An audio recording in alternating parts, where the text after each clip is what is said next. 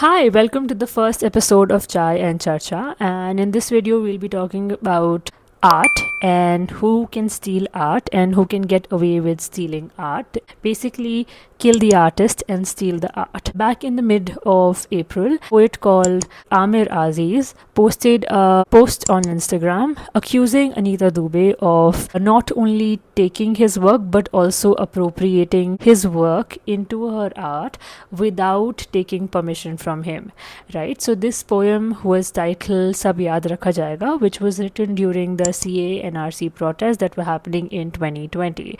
So a lot of hubs of these protests were Jamia Millia Islamia, Aligarh Muslim University, and of course Jamia Nagar. I know of people who were faced with police brutality firsthand, which was meted out by the state, by the government, by those in power, and especially by the administration.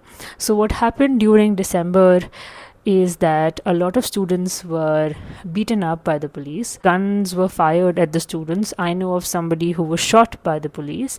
I also know of people who were beaten in the library. It is the same library that I go to a lot of times, the Zakir Hussain Library at Jamia Millia Islamia. And what is more harrowing about all of this is that students also talk about those के मुंह पे gas का गोला फूट गया था, because of which a student had to even lose his eyesight. But all of this is of course not talked about. So this poem सब याद रखा जाएगा is in lieu to the police brutality that happened during the CA NRC protest and how everything would be remembered. A very famous snippet of the poem is याद रखा जाएगा, सब याद रखा जाएगा, सब कुछ याद रखा जाएगा। तुम्हारी लाठियों और गोलियों से जो कत्ल हुए हैं मेरे यार सब, तुम्हारी लाठियों और गोलियों से जो कत्ल हुए हैं मेरे यार सब, उनकी याद में दिलों को बर्बाद रखा जाएगा, सब याद रखा जाएगा, सब कुछ याद रखा जाएगा। Amir Aziz discovers that a snippet of his poem is being used by Anita Dubey in her work, and she had not only not asked him permission to do it, and when he goes on to confront her, he says that, when I confronted her, she made it seem normal. Like lifting a living poet's work, branding it into her own, and selling it in elite galleries for lack of rupees were normal. Work was being displayed in Vardha Art Gallery, which is in New Delhi. Everybody likes to talk about resistance. All these poems are coming out of places of resistance, and while people may not resist and people may comply by what is naturally believed, बला टल जाती है तो उन्हीं लोगों के काम को अप्रोप्रिएट कर लिया जाता है मेन स्ट्रीम कल्चर में. It's a poem of resistance which is being used by Anita Dubey without even asking the poet if she could use the work. So when Anita Dubey is confronted, she gives an interview saying that she had taken works of people like Martin Luther King and Hooks before. It was only coming out of a place of love and appreciation, and she did not mean to hurt the poet, right? What is also very interesting to note about this scene is how quickly she decides that a remuneration would be the best account, saying that, oh, let me offer you some money because I stole your poem and I didn't ask you before it.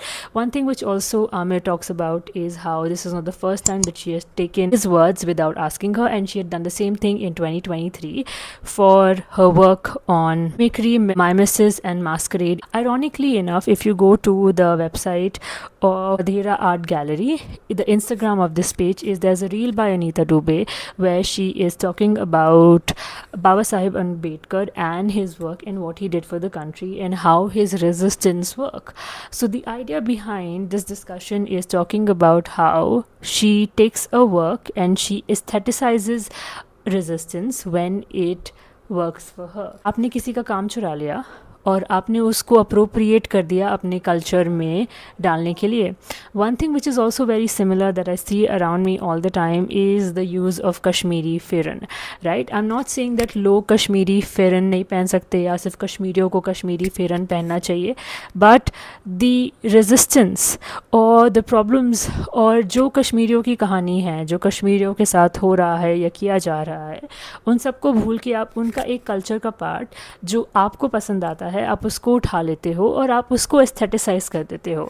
A same thing can be seen with the Scandinavian scarfs, right? So it is basically our South Asian culture where we wear a suit, a dupatta, and that dupatta is now being appropriate as a Scandinavian scarf. People started saying that when we did it, it was a problem, and people made fun of us left, right, and center. But now apparently you're gonna berate us for eating the way that we do or having the kind of practices, whether it's cultural, political, emotional, habitual that we do. You'll be making fun of for behaving that the way that you do, or acting the way that you do, or acting the way that you are culturally supposed to be or taught to be. But then they're going to take a part of your culture and aestheticize it because it suits them. They're going to forget the rest of it.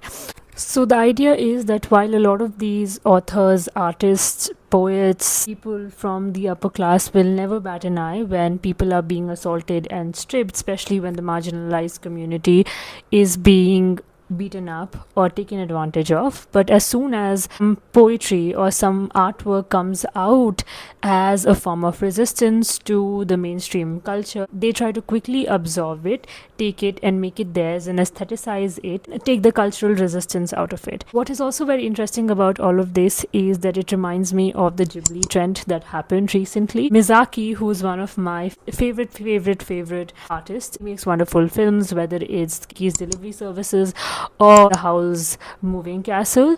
They have a political understanding to it. They're just not talking about nothing, they're talking about everything which is happening. For example, The Howl's Moving Castle is a critique of the war and how it affects people. More often than not, it is only the regular people who suffer in these wars. But now that trend and that aesthetic are accessed by a lot of people. Now a lot of people might argue कि अरे एक trend नहीं है. Basically what AI and what Chat GTP is doing is that it's making art accessible to everybody. But what the argument says and what I am arguing for is that what they are doing is merely just stealing work of other people and making it easily mass producible. So for somebody who would take years on end, so there's a clip of this video which I would like the audience to watch.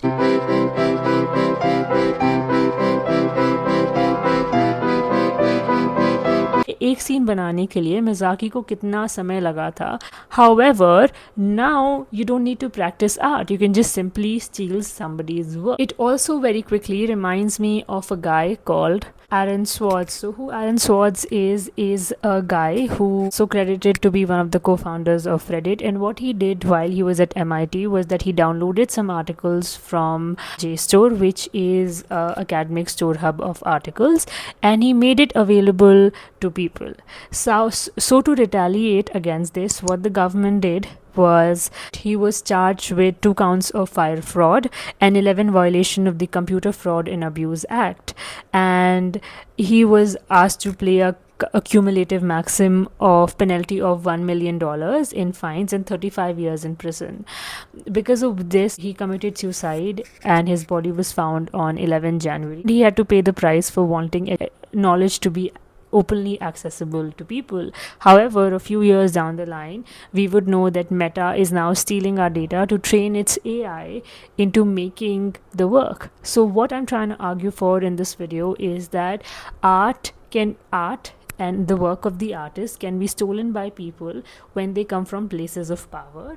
But जब वो लोग marginalized community से होंगे जहाँ पे उनके पास social, cultural या physical capital नहीं होगा, वहाँ पे उन लोगों को दबा दिया जाएगा. When they try to resist through their poetry or artwork would be taken and it would be aestheticized to appeal to the mainstream audience. And that is the rant for this video. I really hope you liked it. Let me know what you guys think in the comment section below. Thank you for watching. See you next time. Bye bye.